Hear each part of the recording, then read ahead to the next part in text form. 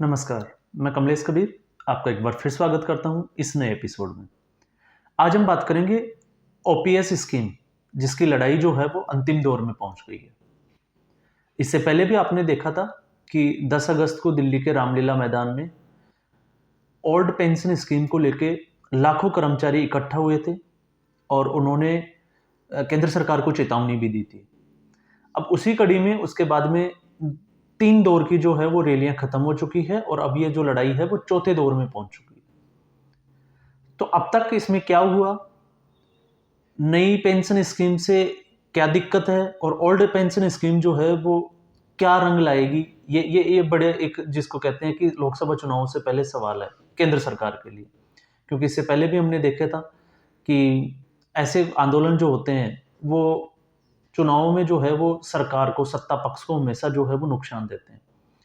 तो आज के विश्लेषण में, इस एपिसोड में हम ओपीएस स्कीम को लेके और नई पेंशन स्कीम को लेके जो विरोध चल रहा है उसकी हम बात करेंगे। तो मैं उम्मीद करूंगा आप वीडियो में अंत तक बने रहे। अगर आपने चैनल सब्सक्राइब नहीं किया तो चैनल सब्सक्राइब जरूर करें और अगर वीडियो आपको पसंद आए तो इसको शेयर जरूर करें। सबसे पहले हम बात करते हैं ओल्ड पेंशन स्कीम और नई पेंशन स्कीम की। ओल्ड पेंशन स्कीम में आपको पता होगा, जब भी कोई व्यक्ति सरकारी नौकरी के बाद में रिटायरमेंट आता था तो उसका जो बेसिक जो मूल वेतन होता था उसका 50% जो है उसको पेंशन के रूप में दिया जाता था। मतलब अगर किसी की 80,000 रुपये सैलरी थी तो उसको 40,000 रुपये जो है वो पेंशन के माफ मिलते थे और जीपीएफ में वो आता ही था। फिर उसके बाद में 2004 में जो है नई पेंशन स्कीम योजना एक लाई गई, उसको लागू किया गया और नई पेंशन स्कीम में जो है वो प्रावधान ये रखा गया कि कोई भी जो कर्मचारी होगा जिसकी नियुक्ति 2004 के बाद हुई है उसकी 10% जो है वो पेंशन स्कीम के तहत उसके सैलरी से काटा जाएगा, जबकि ओल्ड पेंशन स्कीम में ये प्रावधान नहीं था।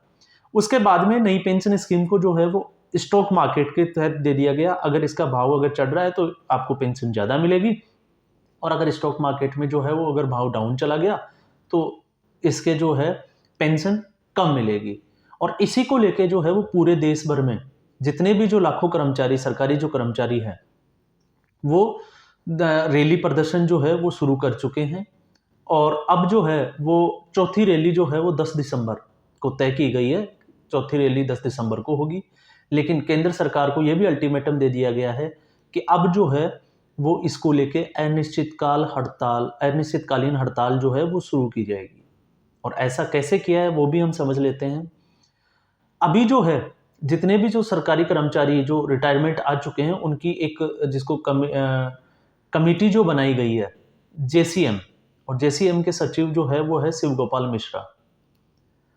तो इन्होंने जो है 20 और 21 नवंबर 2 तारीखों को जो है वो लाखों कर्मचारियों का बैलेट से जो है स्ट्राइक बैलेट मतदान करवाया कि कितने लोग जो है वो इसके फेवर में हैं और कितने लोग जो हैं वो इसके फेवर में नहीं है।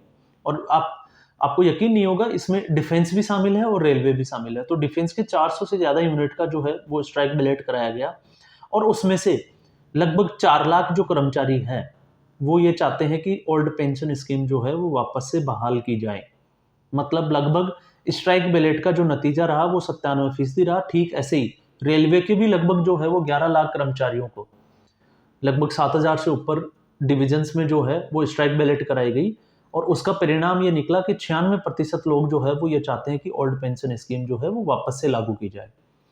और इसी के तहत जो है वो शिव गोपाल मिश्रा ने केंद्र सरकार को भी अल्टीमेटम दे दिया कि अब लोग जो है वो सीधा आर पार की लड़ाई के मूड में है और इसका सीधा जो खामियाजा है वो केंद्र सरकार को लोकसभा चुनाव में भुगतने को मिलेगा। और ऐसा इसलिए क्योंकि मैं आपको इसमें थोड़ा सा एड ऑन और कर देता हूँ। इससे पहले जो कांग्रेस पार्टी एनपीएस के जो है वो 2004 के बाद में कांग्रेस पार्टी की सरकार थी, जो एनपीएस के जो पक्ष में थी उस पार्टी ने, आपने देखा होगा, हिमाचल प्रदेश के चुनावों में ओपीएस की गारंटी दी थी। और हिमाचल प्रदेश एक ऐसा राज्य है, प्रदेश है, जिसमें कहा जाता है कि हर घर से जो है वो एक सरकारी नौकर जरूर है। और ऐसी स्थिति में उन्होंने दावा किया, गारंटी दी और गारंटी देने के बाद में वो चुनाव जीत गए। और ऐसा ही असर जो है वो कर्नाटक के चुनावों में भी देखने को मिला, जहां कांग्रेस पार्टी ने अपनी सरकार बनाई और दोनों का जो है प्रमुख मुद्दा उन्होंने रखा था ओल्ड पेंशन स्कीम। और राजस्थान में भी आपने देखा होगा कि राजस्थान सरकार, अशोक गहलोत ने जो है वो चुनाव से पहले ही ओपीएस की गारंटी दे दी थी उसको लागू करने का एक प्रस्ताव रख दिया था, लेकिन कानूनी प्रक्रिया जो थी वो बाकी रह गई थी। लेकिन फिर भी उन्होंने कहा था कि अगर उनकी जो सरकार बनती है तो ओल्ड पेंशन स्कीम को जो है वो वापस से लागू कर दिया जाएगा। तो ये मोटे तौर पे इसको हम देखें कि राजनीतिक नुकसान क्या है। तो राजनीतिक नुकसान जैसे आप ऑलरेडी पहले भी देख चुके हो कि जो किसान आंदोलन हुआ था उसका बड़े पैमाने पे सत्तारूढ़ जो दल था उसको क्या नुकसान हुआ। तो ठीक ऐसे ही अब लोकसभा चुनाव आने वाले हैं, और अगर सरकारी कर्मचारी अगर हड़ताल पे चले जाते हैं तो उनके रिश्तेदारों समेत, अगर इन्हीं की जेसीएम की अगर हम शिव गोपाल मिश्रा की अगर हम बात करें तो उन्होंने ये भी कहा है कि ये जो संख्या है वो रिश्तेदारों के सहित जो है वो 10 करोड़ के पार पहुंच जाती है। मतलब ओल्ड पेंशन स्कीम जो है वो लगभग 10 करोड़ मतदाताओं को अफेक्ट करेगी, और अगर 10 करोड़ मतदाताओं को अगर अफेक्ट करती है तो फिर इसका सीधा जो असर है वो लोकसभा चुनावों में सत्ता पक्ष के खिलाफ जाने पे सत्ता पक्ष पे पड़ना ही पड़ना है, क्योंकि 10 करोड़ वोट अगर किसी के हाथ से निकल जाते हैं तो आप अंदाजा लगा सकते हैं कि फिर चुनाव का नतीजा जो है वो क्या होने वाला है। तो ये एक बड़े पैमाने पे जो है वो हड़ताल करने की एक जिसको रूपरेखा तैयार की गई है, और ये पूरा एक सिस्टम से जो है वो चल रहा है। और इसकी ज़रूरत क्यों पड़ी वो भी हम समझ लेते हैं।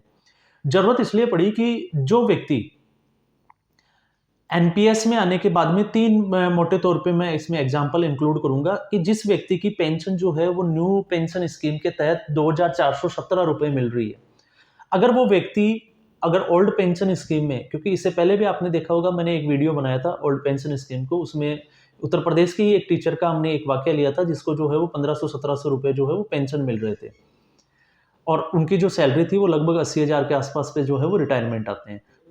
तो 2417 रुपए जिसको मिल रहे हैं, तो ओल्ड पेंशन स्कीम में उसको जो है वो 15,250। तो आप इसको देख सकते हैं कि लगभग जो है वो 13,000 रुपए का फर्क इसमें आ रहा है।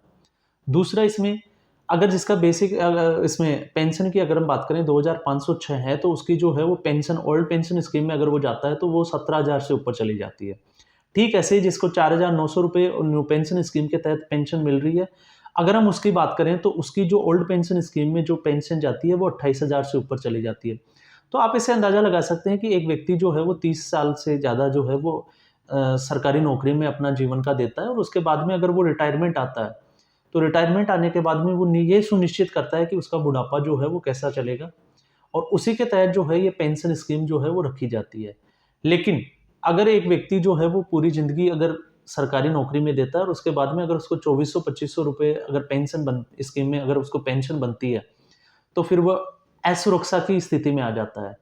वह अपने आप को सुरक्षित महसूस नहीं करता कि उसके बाद में उसका जो है वो बुढ़ापा कैसा होगा।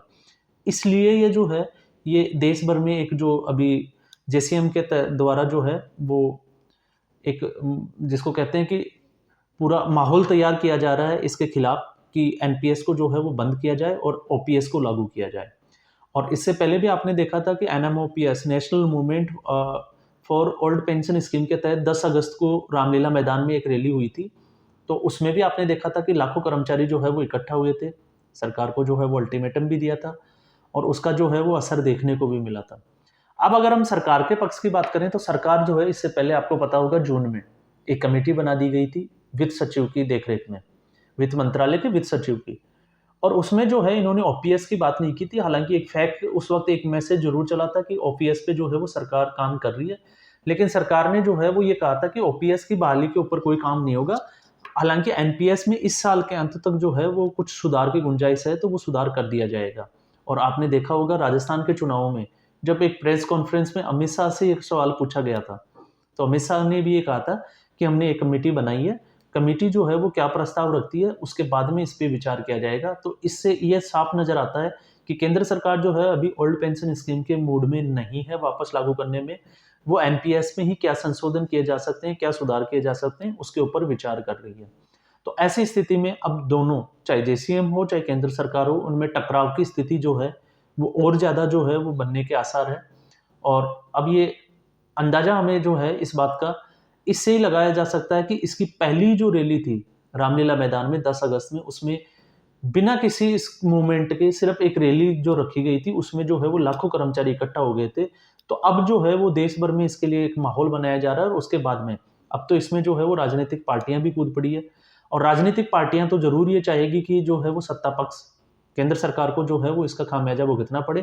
तो उनको एक बैठे बैठाए जो है एक मुद्दा हाथ लग गया, और उस मुद्दे को जो है वो भुनाने में पीछे नहीं हटेगी। कोई ही राजनीति पार्टी ऐसी होगी जो इसको समझ नहीं पाए और इस मुद्दे को जो है वो राजनीतिक रूप ना देने की कोशिश करें, क्योंकि इससे पहले वाली रैली में भी हमने देखा था, आप सांसद संजय सिंह भी वहाँ मौजूद थे।